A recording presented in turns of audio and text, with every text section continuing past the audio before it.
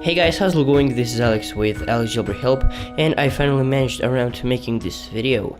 And so in today's video we'll be taking a look at some of the pros and some of the cons of iOS 7, meaning some of the great features incorporated in iOS 7 and some that I personally do not like as much. So without further ado, let's go ahead and begin with the pros. So on number one is multitasking, and this will be one of the first things you see when you update to iOS 7. And the multitasking has been completely revamped from the previous OSs. We now have a window so that you can see the preview of the application, and this is kind of like in the jailbreak tweak multi-flow. However, it is great, and we also have a thumbnail for each icon. We close the applications by just dragging up, and in my opinion this is a really good way. However, I would like for Apple to have incorporated some kind of function to delete applications at once, but overall it is really great. Next up we have the notification center, and the notification center did not change as much as the multitasking. However, it has some different changes. We have now 3 sections: today, all, and missed. And I really like the missed section since it allows you to see the missed notifications that you did not see at the point when you got them, and that way you do not miss a notification. As well as the UI has changed a bit, the typography is a bit better, and it blends in better with the iOS. One thing that I really like as well is that we now have it on the lock screen, and on the lock screen you still have the same functions. And again, this is grabbed from a jailbreak tweak. However, I am really glad Apple incorporated this in iOS 7. The folders have been drastically improved in iOS 7. They kind of resemble Folder Enhancer, which was a jailbreak tweak that most of you are probably familiar with. However, I like it quite a lot. It looks better, and you can fit an incredible amount of applications, and now we do not have the limit. As well, I like kind of like the transparency that it has, and overall the animation blends in really well with the iOS, and I completely like this change to the folders. This next one is really subtle, however it'll change your experience totally. So pretty much you will see that your iOS device looks different depending on your wallpaper. So as you can see now, I have a colorful wallpaper, and everything looks really nice and jumpy and bright. Right there in the lock screen it looks really nice. I have like a bluish wallpaper, and so everything will look a bit bluish. The notification center, the control center, when I unlock my device, the keypad, etc, everything looks really jumpy. But if I take a grayish wallpaper or a wallpaper without so much color, you will see that the design, it still looks colorful for the icons. However, it does not look as bright. And when you really see the difference is in the lock screen. As you can see, everything looks like kind of even black and white. And when I unlock my device, the keypad right there, it looks totally different. So that's what I mean with the design. And let's say I set this green wallpaper as my home screen, and just let that load, and I set something like this little bluish kind of coldish wallpaper for my lock screen. It'll look really nice. So as you can see, really jumpy right there, nice colors right there. Multitasking looks really great, and the lock screen as well. As you can see, it has colors, and right there as you can see really how it influences the lock screen. It looks really different as if I had the black and white wallpaper. So that's what I mean with the interactive design of iOS 7, and I really like that a lot. And speaking about wallpapers, I am really glad that Apple incorporated really great wallpapers in iOS 7. And so that's the next one. We have dynamic wallpapers, which are moving wallpapers, and you will notice that they are kind of designed for the colors of the iPhone 5C. And so we also have some stills, which we have a lot of new wallpapers right there. We have some really great earth ones, we have some forest ones, we also have some kind of like black and white ones, we have some grass, and we also have gradient wallpapers, which I am a really big fan of. I mean, if we take this wallpaper and we set it as my home screen, as you can see, it really blends with iOS, and it definitely looks nice. So that is one of the top pros that Apple, for me, well, I do really like that they have included that. And also I really like this wallpaper for the lock screen. It really gives it a nice look right there. If I can show you that, it looks really nice. And so yeah, I'm really big fan of the new wallpapers. The design now in iOS 7 is really smooth. So in iOS 6 it was smooth, however it was a bit more like fast and jerky. However, now the interference in iOS 7 is really smooth. Right there when you open up an application, when you exit one, it is really smooth and it looks a bit 3D. And also the new animations are great. So when you open up an application, when you slide down the spotlight search, even when you lock your device, it is kind of a bit smoother, and we have some new animations, the notification, the control center right there, and all of that stuff. Even when we unlock our device, the icons come in a different way than they used to. So I am a really big fan of that, and I like that a lot, the animations and the smoothness of iOS. And right there, Siri right there, it has new animations, and so that are some good pros to iOS 7. We also now have a redesigned camera application, and it is only redesigned by the UI. So if we take a look, we have a completely new UI. It looks black, and we have some new functions as well. So we have filters, which are really great. They are really basic, however it is nice to have some filters on the hand and right ready to go. We also have the same modes, however now we switch them by swiping left or right. And we also have a new square mode, which is the format of Instagram. And so overall I really like the design of the new camera application. It looks a bit sleeker and a bit more professional, and really incorporates well to the iOS system. I really like the UI that they brought into the weather application. We can see now that the background actually changes when you are in a different location. So for instance, right here and in between New York, the sky varies. As you can see right there, in my hometown the sky is a bit more cloudy, while in New York you can see the stars, and it is clearly telling us that the sky right there is clear. And we also can see it this way right there. And now the weather application is powered by yahoo.com.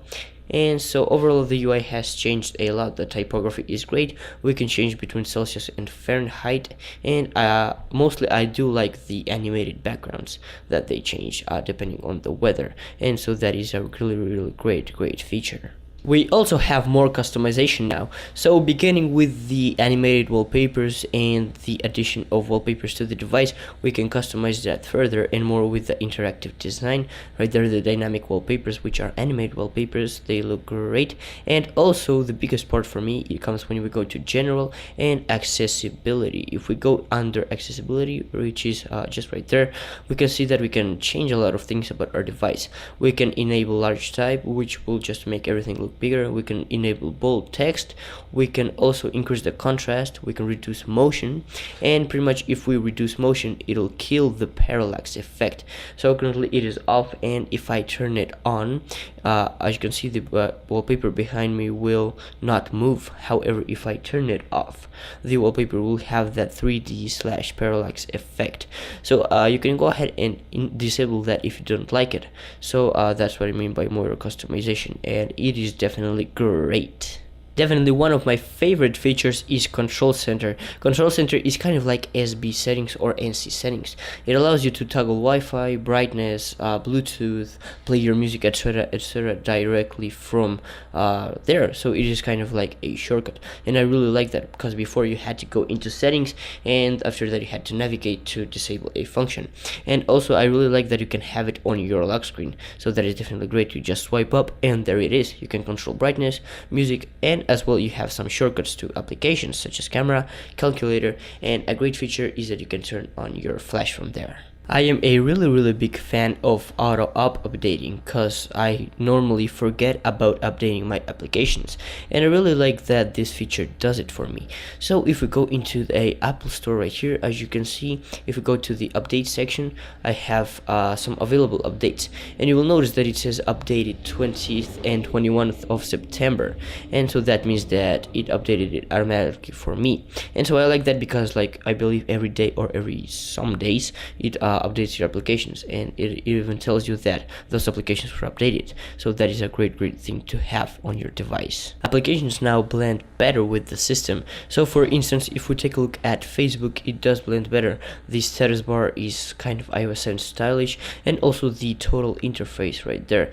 And so applications are being updated to work better with iOS and look like that. And also, if we take a look at the settings application as well, it really blends in with the iOS device, and most of the stock applications do.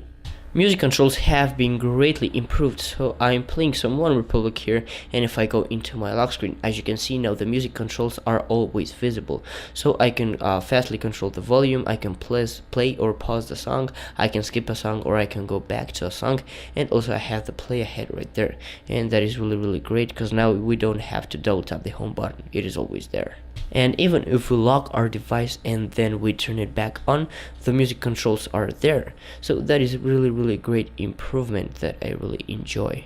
Also, with iOS 7 we do get a radio function, and I am not quite sure if it is only for the iPhone or it is available for the iPod Touch, because if my mind is not tricking me, in some iPhones I have seen a radio function in the music application, and so yeah. So on my iPod Touch I do not see it, however I believe I saw it on the iPhone. However, I am certain that the radio is included in iOS 7. I'm just not sure if it's for both iPhone and iPod Touch, but it's there. So guys, you know how in previous OSs barely anyone used the spotlight function on iOS.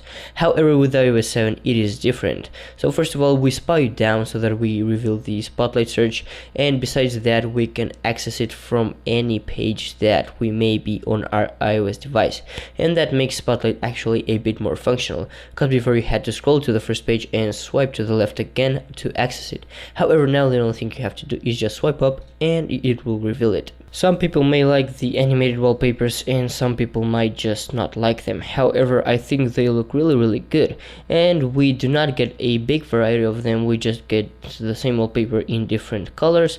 However, these colors match perfectly to fit the iPhone 5C and also the iPod Touch 5th generation colors. And you may be the person that likes them, and if so, this is great for you. However, some people do not like it, and it's just a matter of preference. In my opinion, having a live clock on your springboard is a great thing, because it gives you a better reference of the time, and it's just a bit more pleasing to look at a moving clock instead of just looking at a plain and boring static clock. This one I am really glad that we have it in iOS 7, and basically now we can select songs as a alarm tone. So if we go into the alarm tone settings, we can go ahead and go under sound, and we will see that we have the stock Apple sounds and we have songs.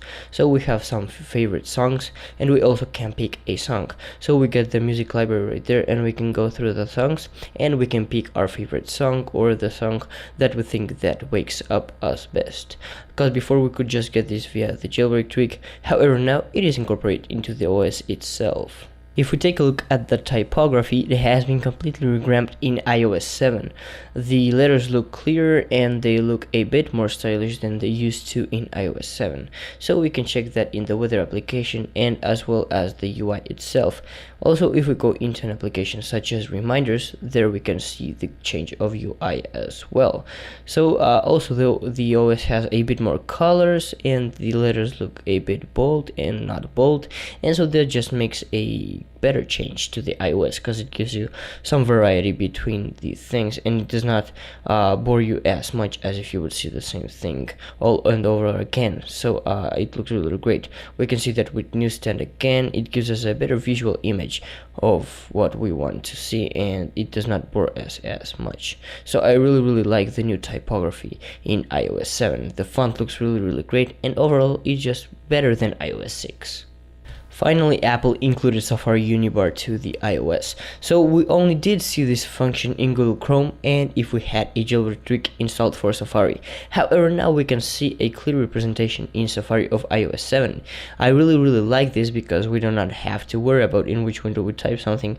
If we need to search for something, we can just go ahead and do it right off the bat in the search bar. And that way it's just faster and better, and I really like that, and I'm thankful to Apple for including that. So guys, now let's talk about some of the cons in iOS 7. And again guys, I do remind you that this is my personal opinion and it may vary.